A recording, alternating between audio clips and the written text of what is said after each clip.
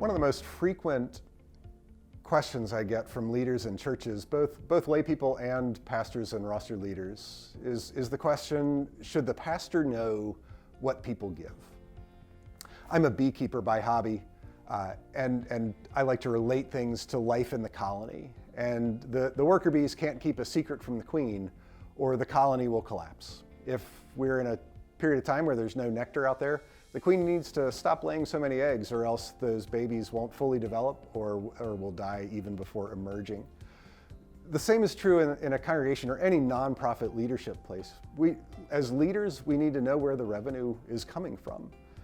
But it's not just about the revenue. I recognize that this topic produces anxiety from many. I know that some places, people take pride in not knowing, or that only one person knows. By the way, only one person knowing what people give is not acceptable according to the general accounting procedures in the United States.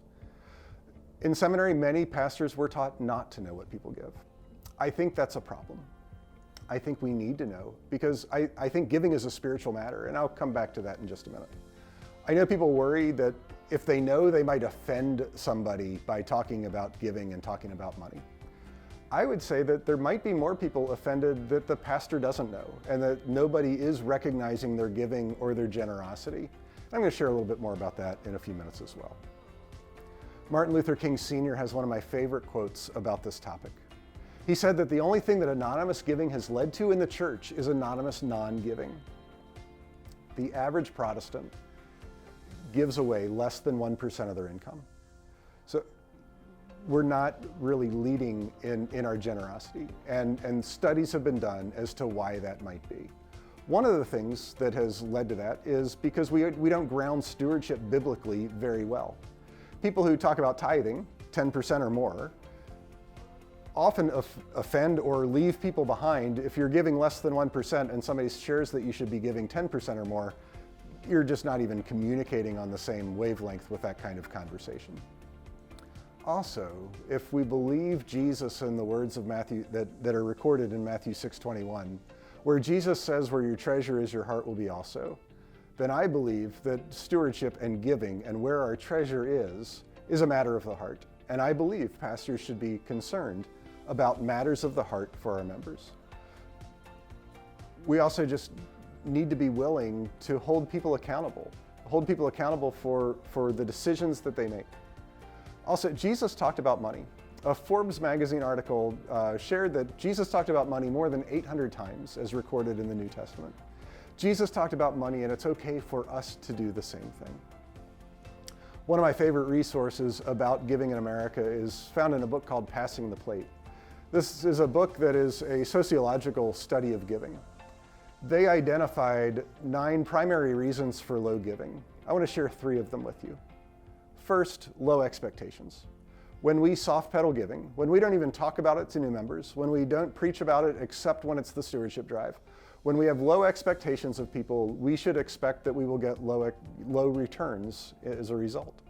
And not knowing what people give is a way to have low expectations of giving.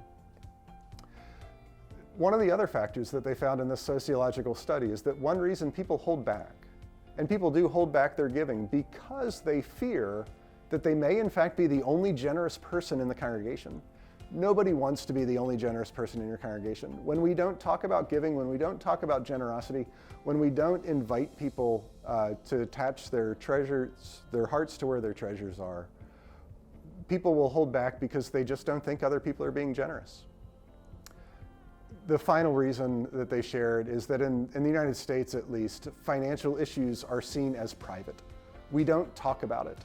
And therefore, I would say, we never learn about it. If most Protestants are giving less than 1%, and we learn giving maybe in our households, many of us are learning giving from people who aren't generous already, which will perpetuate the cycle of non-giving and non-generosity.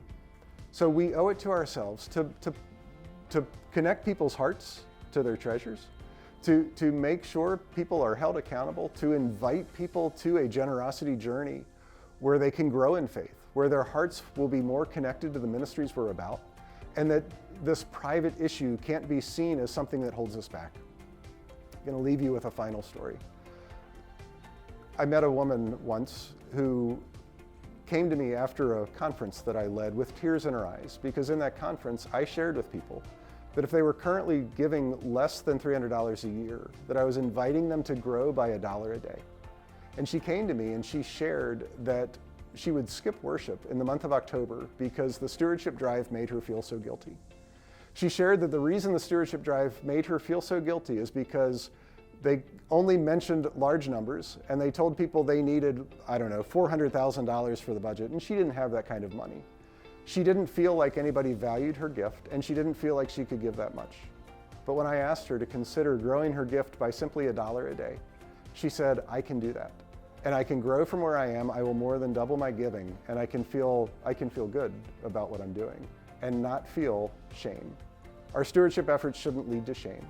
But when the pastor doesn't know, everything is anonymous, and we are only able to talk in generalities, and that is in fact what we will cause. So yes, I do believe that the pastor should know. It will lead to a healthier community, and it will lead your people to a deeper relationship with Jesus and a stronger faith.